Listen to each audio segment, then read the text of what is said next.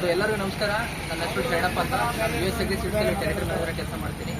So ನಾವಿವತ್ತು ಗೋಹಿಂಗೇಶ್ವರ ಕೃಷಿ ಕೇಂದ್ರಕ್ಕೆ ಬಂದಿದ್ದೀವಿ. ಇಲ್ಲಿ ಯಾದಗಿರಿ ಇರ್ತಕ್ಕಂಥ ಗೊಬ್ಬರದ ಅಂಗಡಿ.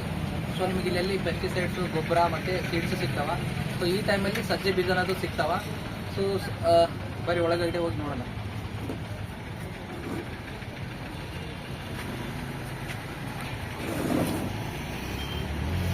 ಸರ್ ನಮಸ್ತೆ. ಸರ್ ನಿಮ್ಮ ಬಗ್ಗೆ ಹೇಳ್ರಿ, ಅಂಗಡಿ ಹೆಸರು ಹೇಳ್ರಿ. ನಮ್ಮ ಹೆಸರು ಮಡಿವಾಳಪ್ಪ ದೇಶಕ್ಕೆ ಅಂತ ಶ್ರೀ ಗೋಹಿಂಗೇಶ್ವರ ಕೃಷಿ ಕೇಂದ್ರ ಯಾದಗಿರಿ, ಹಳೆ ಬಸ್ ಸ್ಟ್ಯಾಂಡ್ ಎದುರುಗಡೆ. ಸೊ ನಿಮ್ದು ಎಷ್ಟು ವರ್ಷ ಆಯ್ತು ಸರ್ ಅಂಗಡಿ? ನಮ್ಮ ಅಂಗಡಿ 11 ವರ್ಷ ಐತ್ರಿ. ನಮ್ಮ ಅಂಗಡಿಯಲ್ಲಿ ಬರ್ತಕ್ಕಂಥ ಅಂದರೆ ಬೀಜ, ಗೊಬ್ಬರ, ಔಷಧಗಳನ್ನು ಮಾರಾಟ ಮಾಡ್ತಿರ್ತೀವಿ. ಒಳ್ಳೆ ಅಂದರೆ ಟಾಪ್ ಒನ್ ಕಂಪ್ನಿಯ ಉತ್ಪಾದನೆಗಳನ್ನೇ ಹೆಚ್ಚಾಗಿ ನಾವು ಮಾರಾಟ ಮಾಡ್ತಾ ಇರ್ತೀವಿ. ಅದರಲ್ಲಿ ಮೇಜರ್ ಆಗಿ ಅಂದ್ರೆ ಈ ಸೀಡ್ಸ್ದಾಗ ಆದ್ರೆ US agri seed work international limited company ಅದು ಮಾಡ್ತೀವಿ ಹೆಚ್ಚಿಗೆ.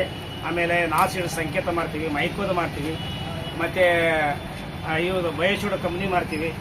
ಅಂದ್ರೆ ಒಟ್ಟಾಗಿ ನಿಮ್ಮಲ್ಲಿ ಎಲ್ಲ ಕಂಪ್ನಿದು ಗುಣಮಟ್ಟದ ಬೀಜಗಳು ಒಳ್ಳೆ ಗುಣಮಟ್ಟದ ಮತ್ತೆ ಒಳ್ಳೆ ಇಳುವರಿ, ಮತ್ತು ರೈತರು ಕೂಡ ನಮ್ಮಲ್ಲಿ ಒಯ್ದಿರ್ತಕ್ಕಂಥ ಏನು ಬೀಜಗಳನ್ನ ಭೂಮಿ ಹಾಕಿ ಒಳ್ಳೆ ಇಳುವರಿ ತಗೊಂಡು ಮತ್ತೆ ನಮಗೆ ಫೀಡ್ಬ್ಯಾಕ್ ಬಂದು ಹೇಳ್ಯಾರು, ಇಲ್ಲ ನೀವು ಕೊಟ್ಟಿರ್ತಕ್ಕಂಥ ಬೀಜಗಳು ಒಳ್ಳೆ ಬಂತು, ಒಳ್ಳೆ ಇಳುವರಿ ಬಂತು ಅಂತ ಹೇಳ್ತೀನಿ. ಇವಾಗ ಈ ಟೈಮಲ್ಲಿ ಇವಾಗ ಏನು ಬೀಜ ಮಾರ್ತೀವಿ? ಈಗ ಸಮ್ಮರ್ಗೆ ಏನಂದ್ರೆ ನಮಗೆ ಈಗ ಈ ಸೆಕೆಂಡ್ ಪೀಕ್ ಭತ್ತ ಬರ್ತದೆ ರೀ. ಇದು ನವೆಂಬರ್ ತಿಂಗಳು. ನವೆಂಬರ್ ತಿಂಗಳು. ಈಗ ಮೇಜರ್ ಅಂದ್ರೆ ಭತ್ತ, ಸಜ್ಜಿ ಮತ್ತೆ ಹೈಬ್ರಿಡ್ ಜೋಳ, ಇವು ಬೀಜಗಳನ್ನ ಮಾರ್ತಿರ್ತೀವಿ. ಭತ್ತದಲ್ಲಿ ನಿಮ್ಮ ಅಂಗಡಿಯಲ್ಲಿ ಯಾವ ಬೀಜಗಳು? ಭತ್ತದಲ್ಲಿ ನಮ್ಮ ಅಂಗಡಿ ಸರ ಇದು ತುಳಸಿ ಸಿಗ್ತದೆ ಸರ, SRS ಸಿಗ್ತದೆ ಸರ್, ಸೂಪರ್ RNR ಅಂತೇಳಿ. ಈಗ ಮತ್ತೆ ತುಳಸಿಯೊಳಗೆ ಅದರಾಗೆ ಮತ್ತೊಂದು 10 kg ಒಂದು ಪ್ಯಾಕೆಟ್ ಬರ್ತದೆ.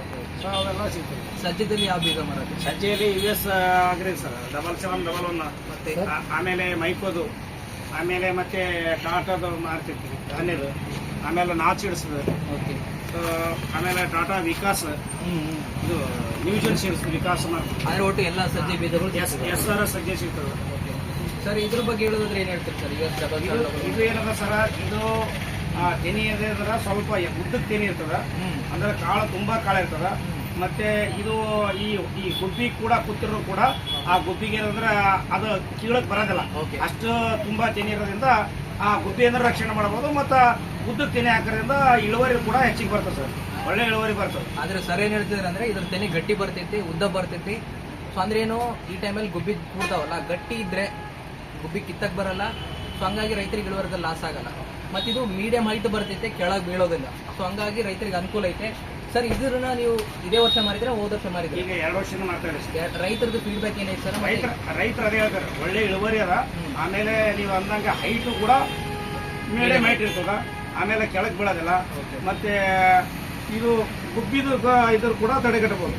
ಮತ್ತೆ ಯಾರಾದ್ರೂ ರೈತರ ಹೆಸರು ಹೇಳಿದ್ರೆ ಸರ್? ಊರು ರೈತರ ಕಾನಾಳೆ, ಅನಿಲ ಕಾನಾಳೆ ಅಂತ ಹೇಳ್ತೀನಿ, ಅವರು ರೈತರು ಬಳಸಿದಾರೆ ಸರ್. ಅವ್ರು ಏನ್ ಹೇಳಿದ್ರು? ಅವರು ಒಳ್ಳೆ ಇಳುವರಿ ಬಂದ ಅಂತ ಹೇಳಿದಾರೆ. ಮತ್ತೆ ಬೇರೆ ಯಾವ ರೈತರು ಹೇಳಿದ್ರು? ಆಮೇಲೆ ಈ ಉಳ್ಳೇಶ್ವರ ಸರ್, ಅಲ್ಲಿ ರಾಮಣ್ಣ ಕೊಡಲ್ಲ ಅಂತ ಹೇಳ್ತೀನಿ, ಅವರು ಬಳಸಿರ್ತಾರೆ, ಅವರು ಕೂಡ ಹೇಳಿದ್ದಾರೆ. ಅಂದ್ರೆ ರೈತರು ತಗೋಬಹುದು. ನಾವು ಕಾಮುಚ್ಚ ಒಳ್ಳೆ. ನಮಸ್ತೆ ಸರ್.